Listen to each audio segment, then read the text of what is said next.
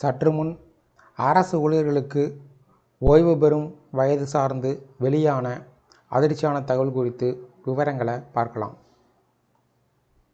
ஒருங்கிணைந்த பென்ஷன் திட்டத்தை மத்திய அரசு ஏப்ரல் 1ஆம் தேதி முதல் செயல்பாட்டிற்கு வரும் என்று அதிகாரபூர்வமாக அறிவித்துள்ளது. இதற்கு இடையே ஓய்வு பெறும் வயது உயர்த்தப்படுமா என்ற கேள்வி நிலவி வந்தது. அந்த கேள்விக்கு தற்போது மத்திய அரசு பதிலளித்துள்ளது. அரசு ஊழியர்களின் ஓய்வூதிய வயதை மாற்றுவதற்கான எந்த திட்டத்தையும் அரசு பரிசீலிக்கவில்லை என்று மக்களவையில் ஒன்றிய இணையமைச்சர் ஜிதேந்திர சிங் பதிலளித்துள்ளார். அதேபோல் ஊழியர்கள் ஓய்வு பெறுவதால் ஏற்படும் காலி பணியிடங்களை நீக்குவதற்கான கொள்கையும் அரசிடம் இல்லை என்று அவர் கூறியுள்ளார். மேலும் ஒன்றிய மாநில அரசுகளின் ஊழியர்களின் ஓய்வூதிய வயது ஒரே மாதிரியாக இல்லாததற்கு காரணம் குறித்து கேட்டபோது அத்தகைய தரவை தேசிய அளவில் அரசு பராமரிக்கவில்லை என்று அமைச்சர் பதிலளித்தார். ஓய்வு பெறும் வயது மாற்றி அமைக்கப்பட்டது. தற்போது பணிகளை பொறுத்து 58 முதல் 60 வயது வரை பணியாளர்களுக்கு ஓய்வு வழங்கப்படுகிறது.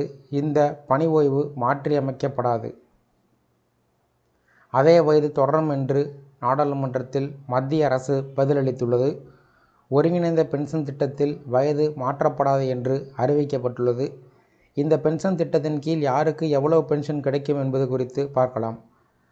நடைமுறையில் இருக்கும் புதிய ஓய்வூதிய திட்டத்தின் கீழ் ஊழியர்கள் தங்கள் அடிப்படை சம்பளத்தில் 10% பென்ஷனுக்கு கொடுக்க வேண்டும் மற்றும் அரசு 14% பங்களிக்க வேண்டும். அதை மத்திய அரசு பல இடங்களில் முதலீடு செய்யும். இறுதியில் அந்த முதலீட்டு கார்பஸின் சந்தை வருவாயை பொறுத்து கடைசி கட்ட பென்ஷன் தீர்மானிக்கப்படும்.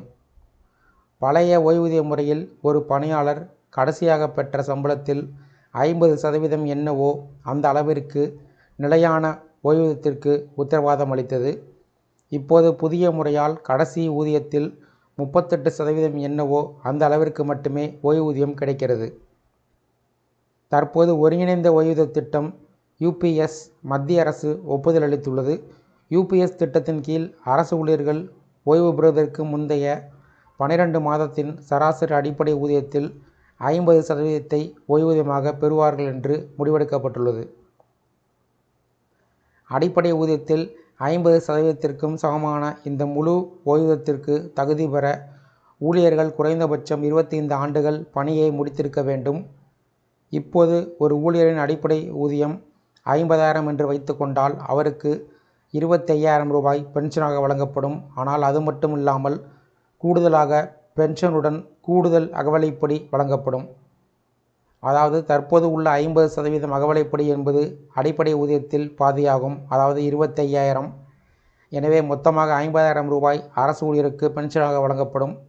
அடுத்த நிதியாண்டிலிருந்து தேசிய ஓய்வூதிய திட்ட சந்தாதாரர்கள் உறுதி செய்யப்பட்ட ஓய்வூதியத்தை வழங்கும் ஒருங்கிணைந்த ஓய்வூதிய திட்டம் UPSக்கு மாறுவதற்கான ஆப்ஷன் வழங்கப்படும். புதிய ஓய்வூதியம் UPA 2இல் ஒன்றை அவர்கள் தேர்வு செய்யலாம். UPS ஓய்வூதிய திட்டத்தில் புதிய ஓய்வூதிய திட்டத்தை விட அதிக பென்ஷன் கிடைக்கும். இந்த புதிய திட்டம் ஏப்ரல் 1, 2025 முதல் அமலுக்கு வரும். மார்ச் 31, 2025க்குள் ஓய்வு பெறுபவர்களுக்கு இத்திட்டத்தின் பலன்கள் பொருந்தும். ஏப்ரல் 1, 2004க்கு பின்பு பணியில் சேர்ந்த அரசு ஊழியர்களுக்கு NPS பொருந்தும்.